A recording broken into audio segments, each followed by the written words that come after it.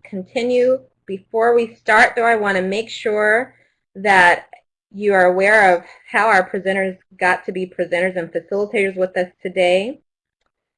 We had back in April of 2011 for the National COABE Conference and CCAE Conference an opportunity for facilitators and educators throughout the state to work with CALPRO as professional development partners.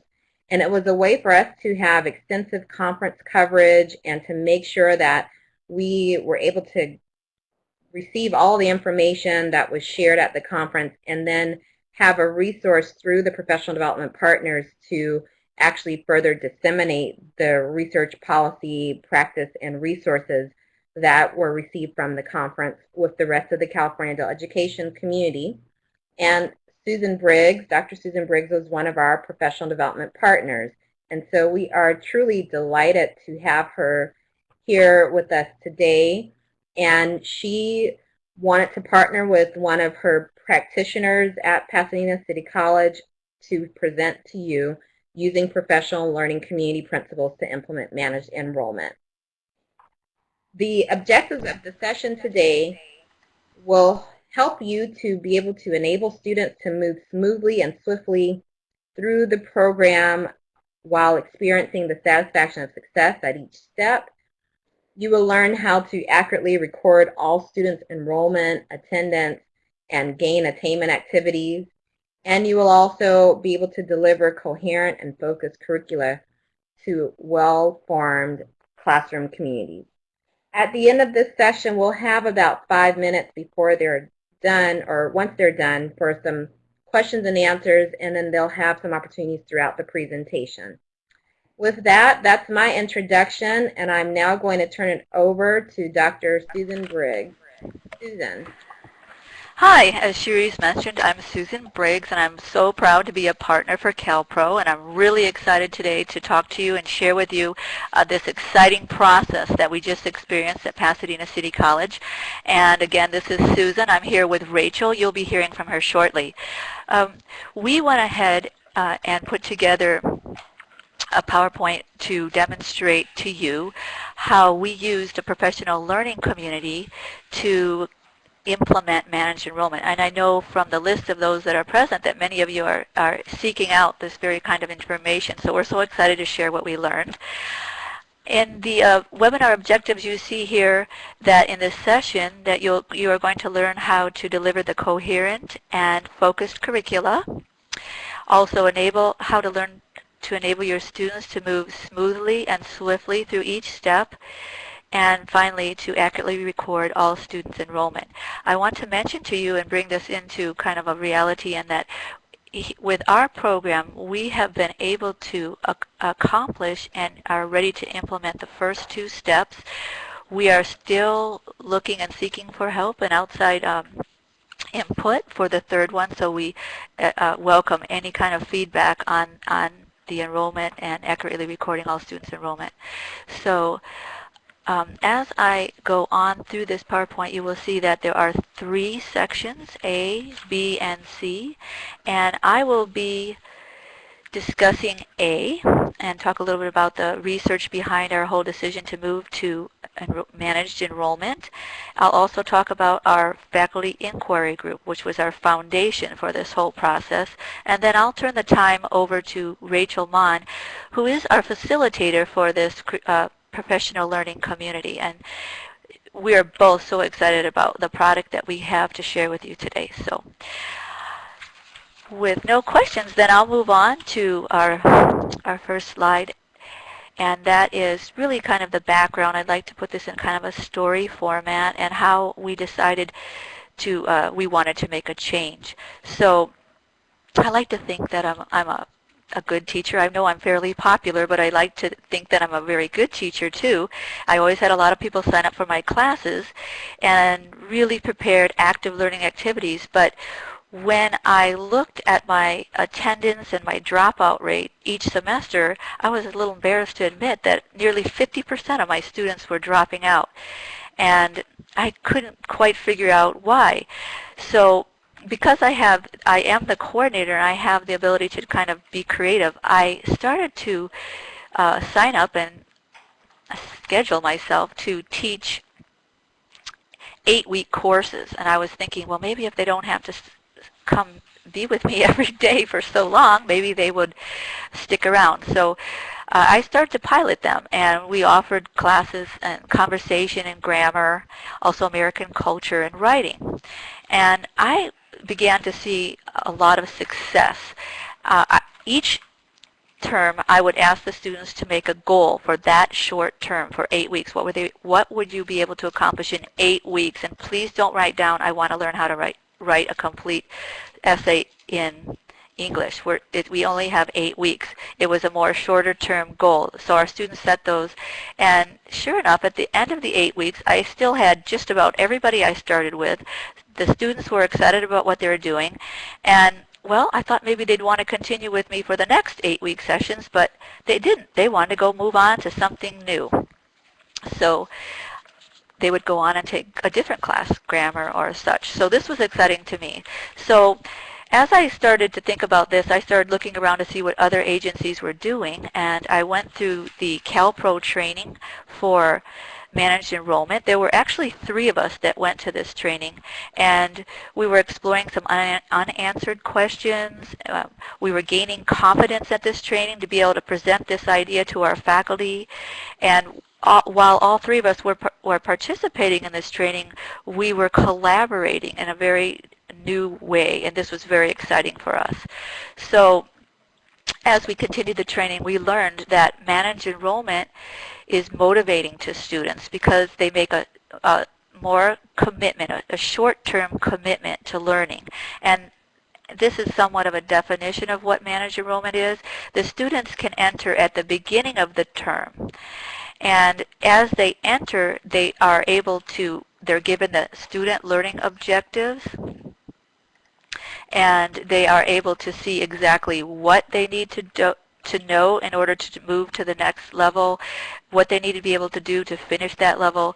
And so we were able to see that this would be a great way to be able to help with our higher education pathways to move on to our credit ESL program. Okay, so as we move into the next slide, we were also able to take advantage of our professional learning community training through CALPRO, and I have to admit that I did start the training one time, and I went back to try to implement what I learned, but I didn't quite graduate. And so I'll tell you a little bit more about what was the outcome of that. It was a positive outcome, but it wasn't quite what a full-on professional learning committee. So it was through this training that we were able to really get, and I came back a second time and brought a facilitator, and that's Rachel, and it was through this training this time around that we were able to get exactly what we needed to take back to our group. So as I've discussed a little bit about what we've done here and what motivated us to make some changes, we're going to now turn the time over. We're going to open up the chat pod, and we're going to give you a few minutes to answer the questions that you see on your slides. What professional learning opportunities are your faculty members engaged in right now? And have you considered moving to managed enrollment?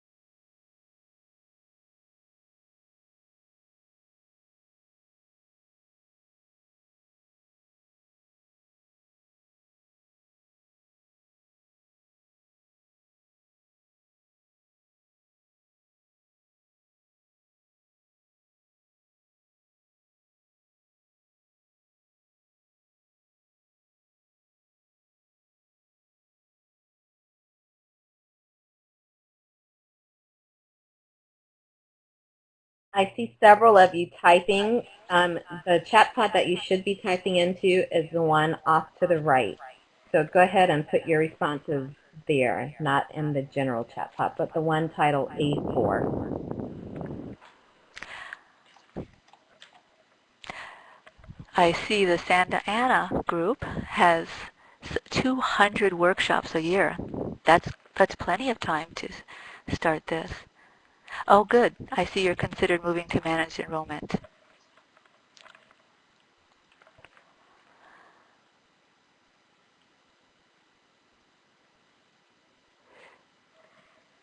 And Julie, I see that you have a school year-long class, and you allow people to enter at any time.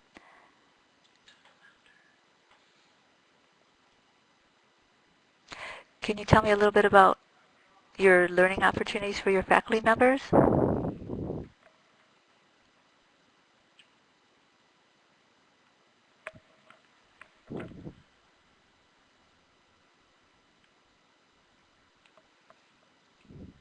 Okay, Rebecca, thank you for sharing teacher training. Uh-oh, Julie doesn't have any.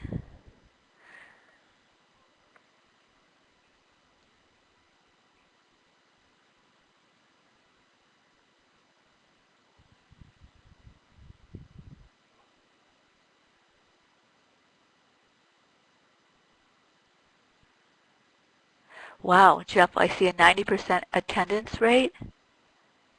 This is great with a managed enrollment program.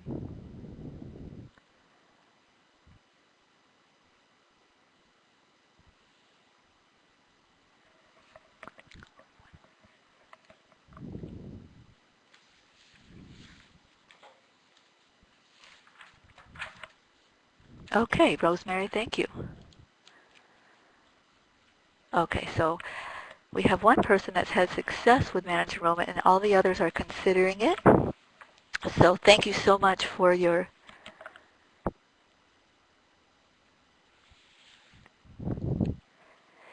my experience is that managed enrollment can be used across the board for all of the programs. And as the ESL coordinator, I'm actually going to speak just about ESL, but I'm aware that it can work for all of them. If anyone wants to add to that, please do. Okay, thanks again. We're going to go on as we get into the section with the professional learning communities. This is where you'll be able to see kind of exactly what questions are asked and what answers you will get through the professional learning community to be able to make the move. This is my portion is somewhat of an introduction of how we got to where we are now. So as you can see in the slide here, now we're going to talk to you. I had mentioned I went through the PLC training once and went back and thought I had a PLC, but really what I really found out was that I had started a faculty inquiry group. Here's the definition. A faculty inquiry group provides instructors with an opportunity to come together on a regular basis to reflect, discuss, write, and research ways to help them learn how to help their students succeed. So this was the start. We were meeting and we were talking about theories. We didn't really have a strict agenda, but it was exciting. It was exciting for me because I saw that the instructors really were concerned about student learning. So we moved slowly. We met, we talked about changing the curriculum and why, but we didn't have a lot of support, and so therefore our FIG moved rather slowly. We did focus on student learning outcomes or standards, and we did get a little expertise, and we're told that we had way too many of them, so we cut them down to an appropriate number. And in our case, we have 3 for each level.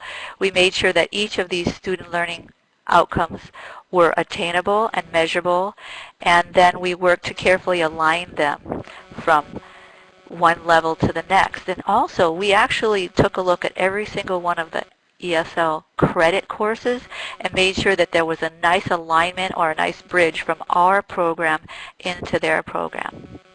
So we actually began revising our curriculum in this FIG, and we wanted our curriculum to be more academic and have a greater emphasis on reading, writing, and technology, as I'm sure all of you are.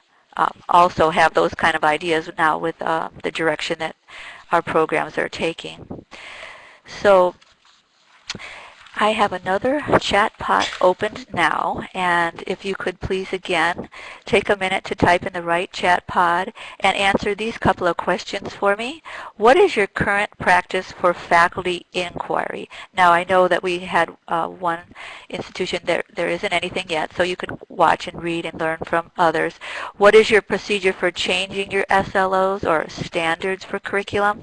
I'd like to see what you have in mind, what's going on with that in your area. So take a moment and we'll get some feedback from you.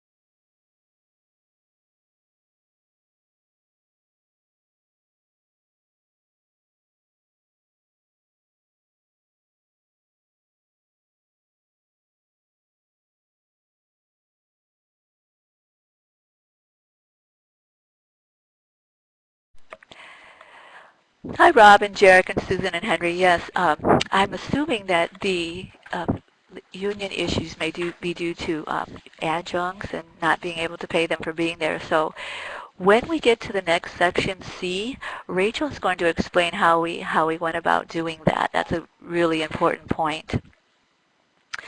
And Kathleen, yes, Rachel will be going into this, but our professional learning community was a real shift. We did not take care of any business at all. And so that was kind of the first thing the hugest change was that they did not listen to me just telling everyone about changes and new things. And so it was really empowering for the faculty. Okay, good. No formal practice, but there's inquiry going on by Melissa. Okay. And Rebecca says that it's a small department. And so it looks like you have PLCs going. Excellent. Okay. This is perfect. You already have that in place. And then Susie says the lack of resources. That is definitely something that we're all facing. Thank you. Exactly. Oh, so I see that Winnie has updated the curriculum and the SLOs last year. Perfect. Perfect. It looks like you're ready to make a move towards managed enrollment. And Rosemary says that survey forms are given to teachers. So maybe we can, our PLC, our webinar, maybe our webinar will help kind of give you some ideas on how to go about making the changes. Okay, group, thank you so much for your participation in the chat pod. And now we're going to turn the time over to Rachel Mon, our facilitator of our professional learning community. This is the meat of the presentation. I'm so excited for her to share with you what we've learned. So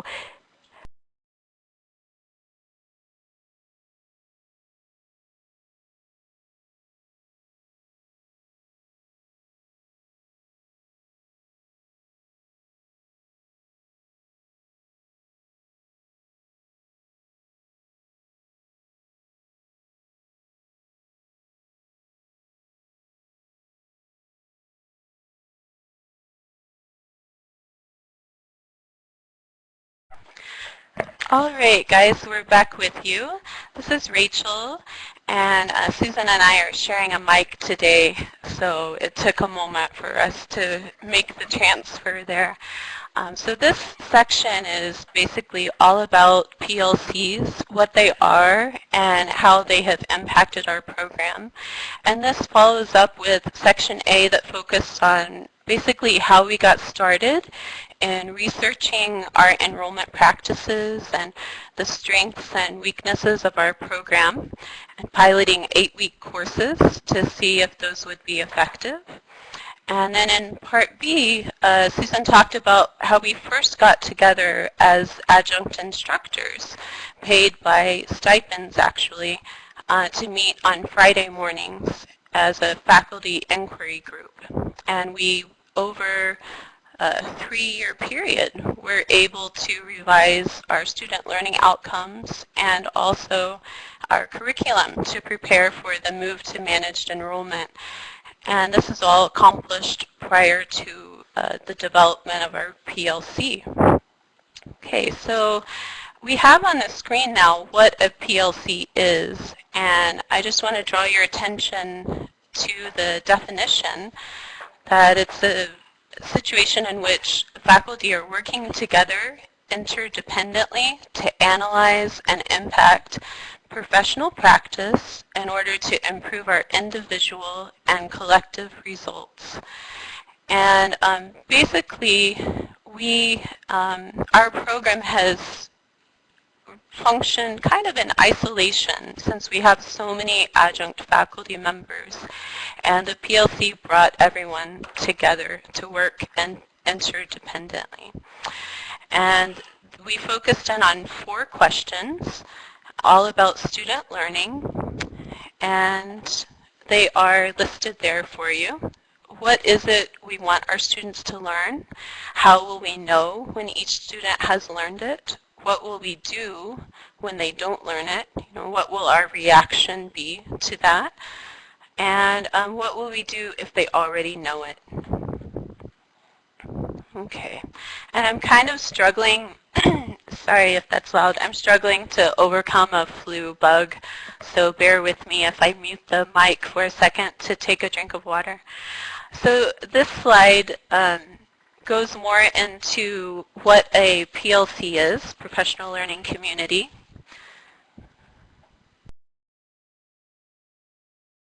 Okay, sorry about that. All right, so basically the main idea is that we were very isolated as instructors. We would come in for our class, teach our class, and leave, and sometimes not even talk to each other very often because we're moving on to the next school or community college that we work at. And in order to overcome this through our PLC, Susan had to set aside some class time and got substitutes for us to collaborate. And this slide is really focused on collaboration. And a kind of a highlight from this next slide is that our practices, due to isolation, were very private. And sometimes adjunct faculty members were afraid to share their ideas with other adjuncts. And others were excited, though. And so when we opened up the PLC meetings with all of the adjunct faculty members in the morning and the evening, they began to share their ideas, the ones that were confident to do so, and then gradually everyone began to do that. And I want to hit on the second bullet point here, too. Sometimes an instructor, myself included, can look at a text and be drawn to a particular topic. For instance, in our Ventures textbook, there's a topic on green living, which, especially in the state of California, is very interesting to me and I think for our ESL students. So maybe I would be influenced to spend more time on that. However, in order to fulfill our SLOs, I don't want to spend too much time on a topic just because it is personally interesting to me. So through our professional learning community, we can decide as a group of level 4 instructors how much time we'll spend on a particular unit.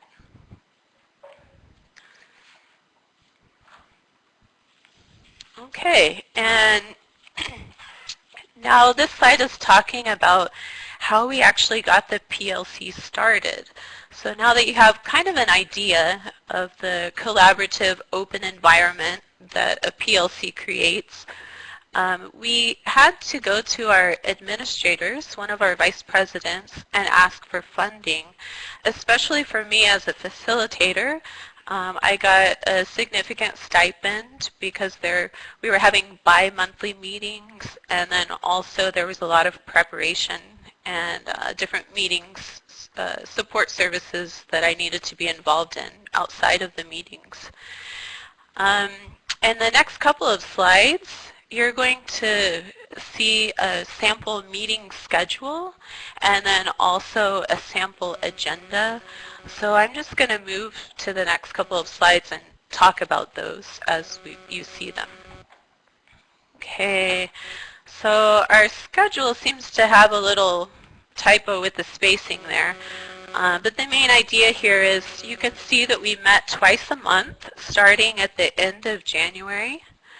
And for each of these meetings in the mornings, we had substitutes for every teacher that was attending the meeting.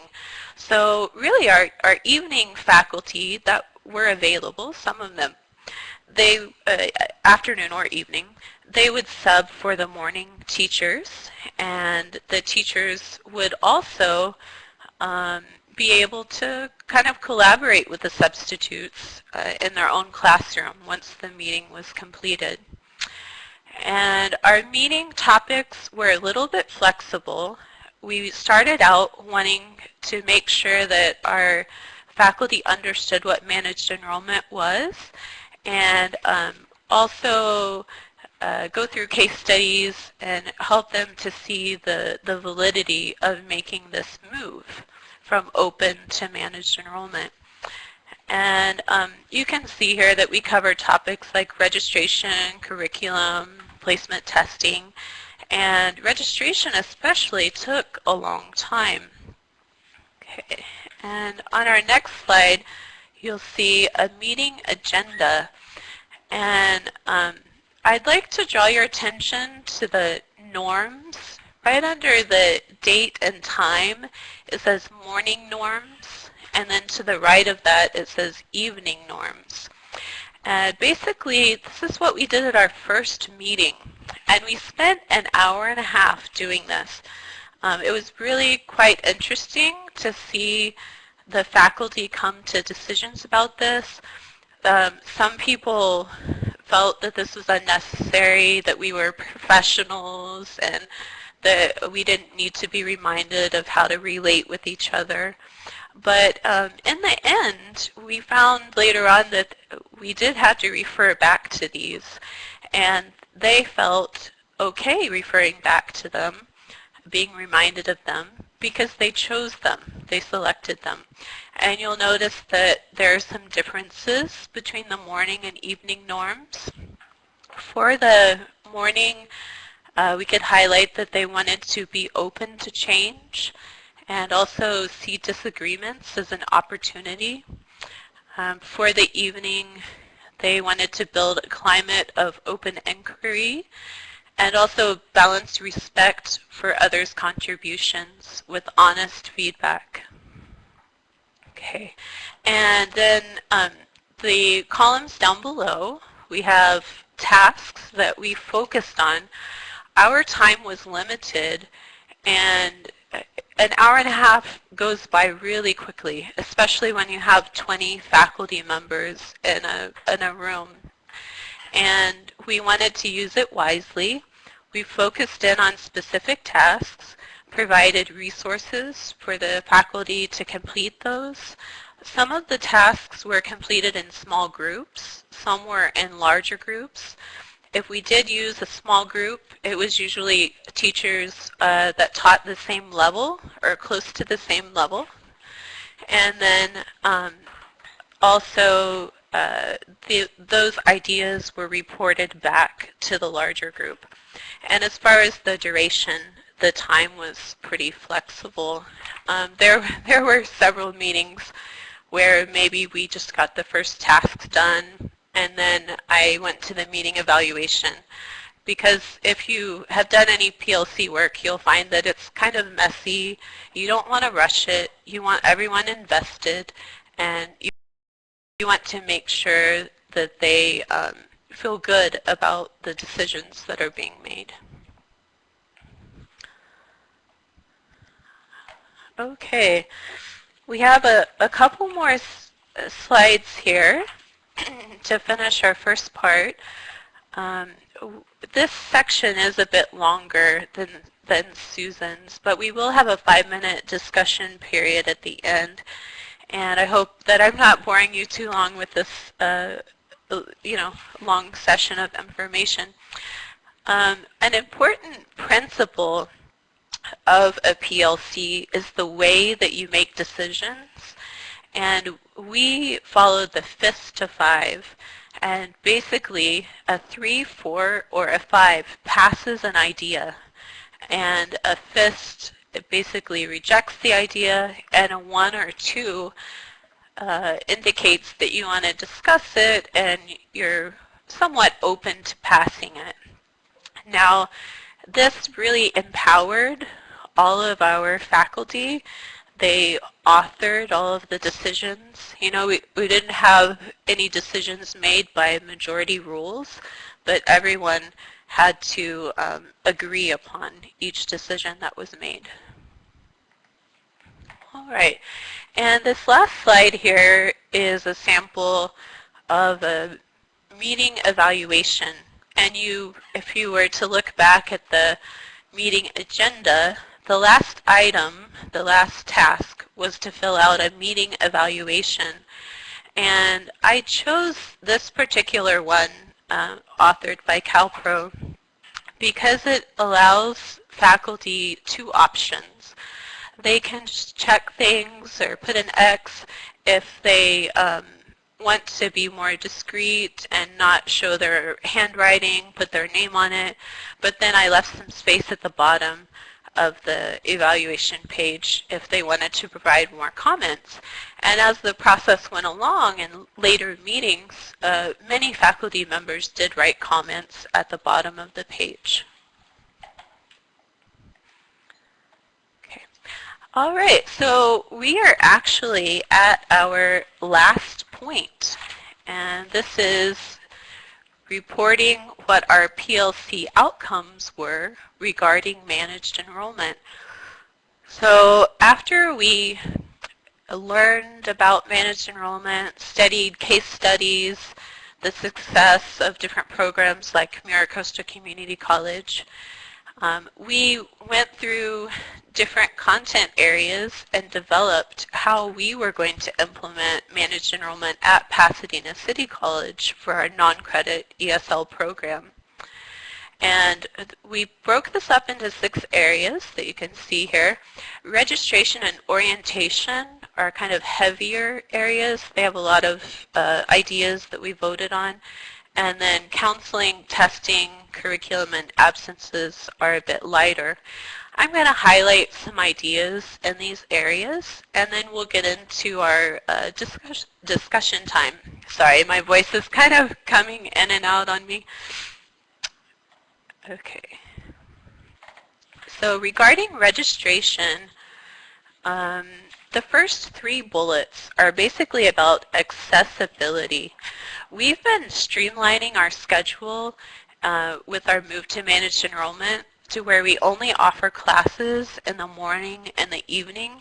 And we do still have a couple in the afternoon, but there's a possibility of those not existing in the future. And in order to make sure that our students have the resources that they need, we want every morning and every evening to have different support services, those offices open and available, including Saturday morning for our Saturday students. The last couple of items refer to assistance. We are considering using online registration for non-credit ESL, which we haven't previously done, and we want to help students do that if they're interested in considering that option. Okay, so this is the second slide on registration outcomes, and I'm going to focus on the last two bullets. The third bullet talks about student-faculty focus groups, and then the fourth bullet talks about collecting student feedback. So in developing all these ideas, we're not done now. We're going to have a year-long pilot, and we're just getting started. We'll continue to have PLC meetings, and we'll continue to evolve and improve our practices. And student feedback is an important part of that. In the morning, we have a different student population that's not all of them work. They're more available. Many of them are full-time students. And so they might be interested in being a student representative in a student-faculty focus group. In the evening, the students are coming directly from work and are usually pretty tired at the end of their workday. And we've found through talking with the faculty at the PLC meeting that they would like to gather information through surveys or using clickers in the classroom instead of a focus group. All right, moving on to orientation. Here we, let me regroup here. One important thing, the second and third bullet emphasize paid orientation and paid opportunities. This is a difficult thing for Susan, for Dr. Briggs, because she's the only full-time employee, teacher coordinator for non-credit ESL. We've been trying to change that, and just with the current budget crisis, it doesn't seem, like a top priority. Now, since we have, I believe, around 45 adjunct faculty members in non-credit ESL, if they want to do something outside of the classroom, sometimes they want to volunteer, but also we don't want to have the expectation that they'll volunteer, but that sometimes they can be paid for their time outside of teaching through stipends. As far as orientation, for new students, we're following Maricosta Community College's idea of a one-week orientation the week before the session starts, whether it be a 6-week summer session or an 8-week fall session. And by 1 week, I mean that we would have multiple orientation sessions held during that week, and students would be required to attend a 3-hour session. Okay, so on the second orientation outcome slide, I'd like to emphasize that our promotion and orientation materials need to be in multiple languages, and we voted as a faculty to make them available in print and also online. And from the very beginning, when we hand them their orientation booklet, we want them to know about the pathways available and the directions that they can go from non-credit, whether into business classes to help them with a job, maybe as a secretary or a businessman or woman, or into our credit ESL bridge program or other options. There are several. All right, so we're moving into counseling. The main point to emphasize here is the second bullet. We really need a new referral form that improves the communication between counseling and the faculty. The faculty want to feel confident sending their ESL student to the counseling office and know that they're going to be taken care of. And so we want a two-part form created to ensure that this happens. And also related to my point earlier about registration, excuse me, we do want to have counselors available when students are available. It seems very simple, but it hasn't always been that simple for us to make that happen. Okay, so we've got just a couple more things to mention here. Within testing outcomes, we did talk about e-testing quite a bit within our PLC, and we are wanting to use e-testing, but we're concerned about lower level students and just those who aren't extremely familiar with technology and what kind of support they will need. Common formative assessment is our next focus for our professional learning community, and all of our faculty members are on board after the positive experience we've had this spring working together. They're excited, to start the next part of our PLC. Okay, and regarding curriculum, this was really established through our faculty inquiry group, our FIG, where we had established 8-week courses and got them approved by the state chancellor's office, I believe. Susan's shaking her head, yes. Okay, and we do use ventures, levels 1 to 4, and for our 8-week classes, we're having teachers focus on the first 5 units in an A class, like level 1A, and the second 5 units in a level 1B, and those help us to fulfill the student learning outcomes for those levels. Okay. And regarding absences, this was quite a big debate amongst our faculty, but we finally came to a consensus after quite a bit of discussion. With an 8-week class, we're going to allow 4 absences, and then there's a possibility that the student can talk with Dr. Briggs for maybe 1 or 2 more absences. But we really want to encourage students who are not able to make a commitment to take an 8-week class. Excuse me, my voice is fading on me. If they're not able to make that commitment, then we want them to go into our project lab, which we haven't talked about extensively. There's so much to talk about in 1 hour. But basically the project lab is an independent learning lab, and students are able to go there when they're available. The lab will be open in the morning and the evening when the level classes are offered, but there's not an attendance requirement, so they can continue to learn and be registered and involved at PCC, even though at this point in time they're not able to make an attendance commitment. All right, that's it. We made it. We are in our last 5-minute discussion group time, and I'm going to switch it over to the discussion pod. We've got a couple of questions. Oh, and okay, it's coming up. Our first question is, what is the culture of your current faculty meetings? And maybe do you feel you have PLC principles used in your current meetings? And the second question, how could PLC principles benefit your program? So go ahead and begin.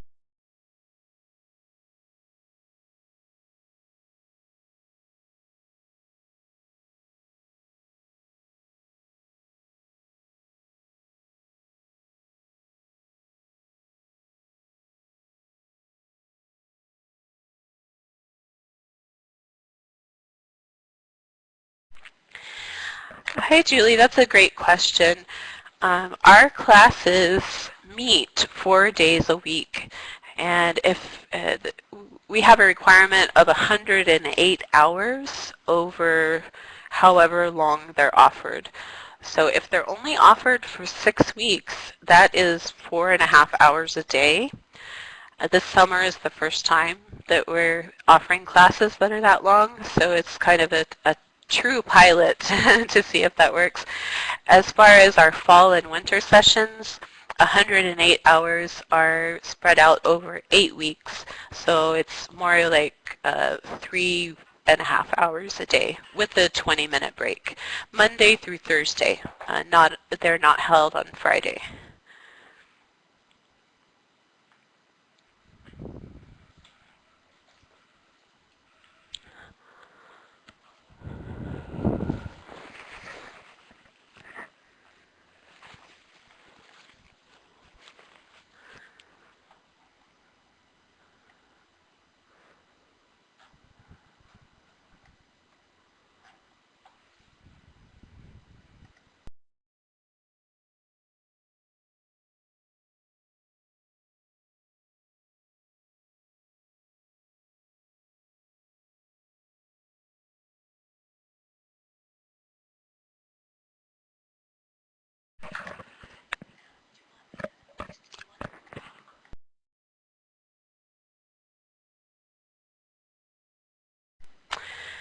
Jack, I see that you're waiting to use your new curriculum, and that's what we have done. You know, we spent a period of 3 years revising our curriculum before starting our PLC.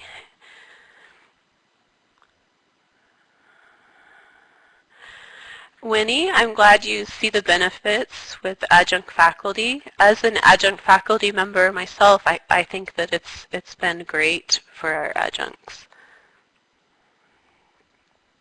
And Kathleen, it's interesting that you mentioned writing, because with our revision of our curriculum, we have kind of raised the bar, so to speak, for our students and are really pushing them to achieve more in the area of writing. And our PLC is going to help to ensure that our faculty are on board with that.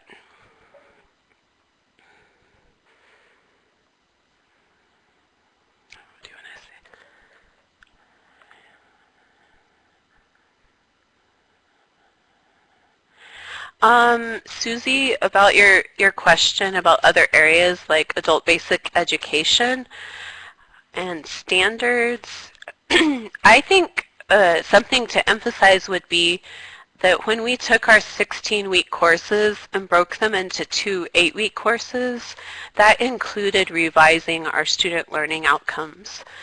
So our student learning outcomes changed, and they are attainable within that period, you know.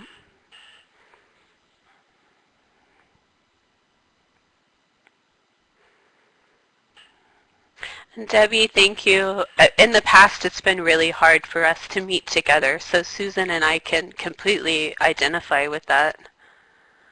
And Eric and Rob, you asked an important question.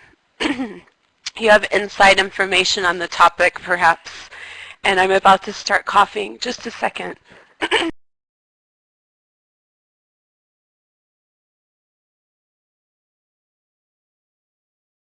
Okay, I'm back. Susan has coordinated with the counselors through talking with the Dean of Counseling and also through working with our existing counselors at our Community Education Center. A couple of them have come to PLC meetings, not to all of them, but some.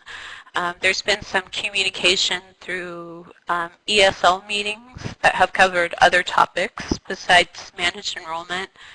And then I think Susan would say that she's communicated through email and kind of on a one-on-one base to connect with each counselor.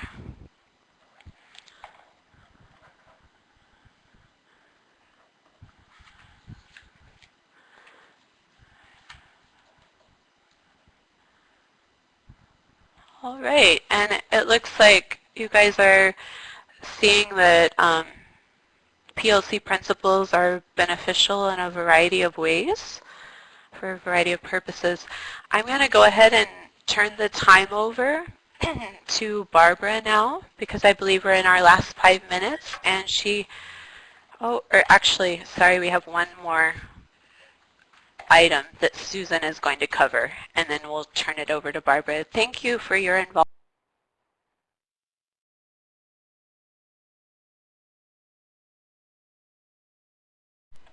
Okay, this is Susan, and I'm back. To wrap it up, I wanted to just let everybody know that our objectives for this webinar coincide with what we have our move to managed enrollment. So just through moving to managed enrollment, we were able to achieve these outcomes.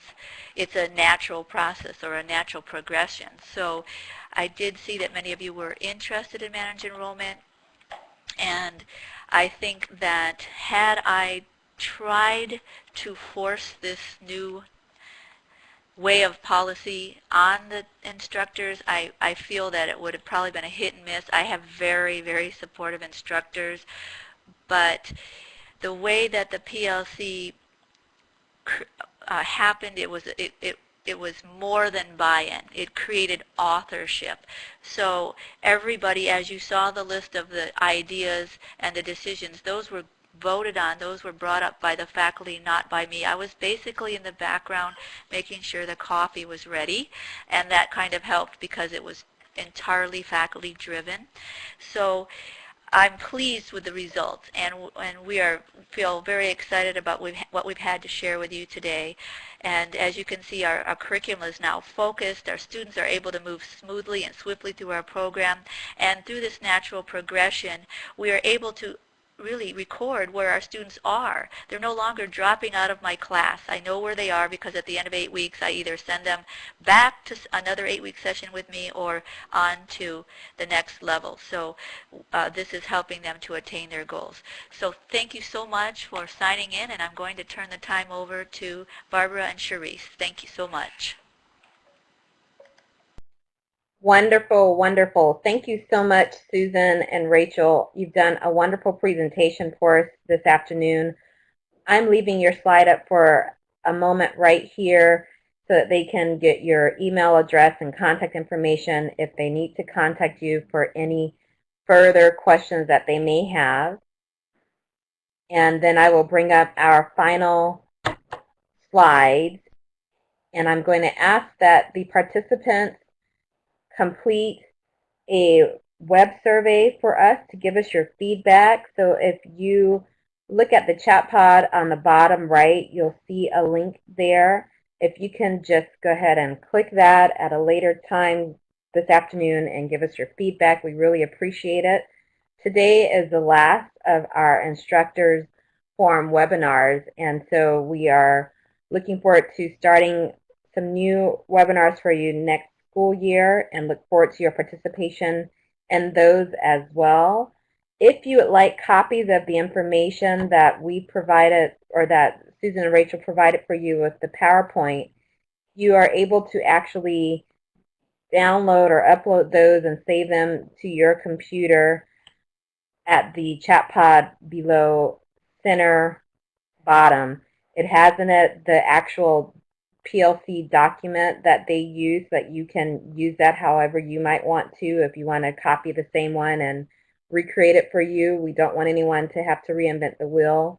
It also has in there their meeting schedule as well, and they've showed you a sample of that in the PowerPoint.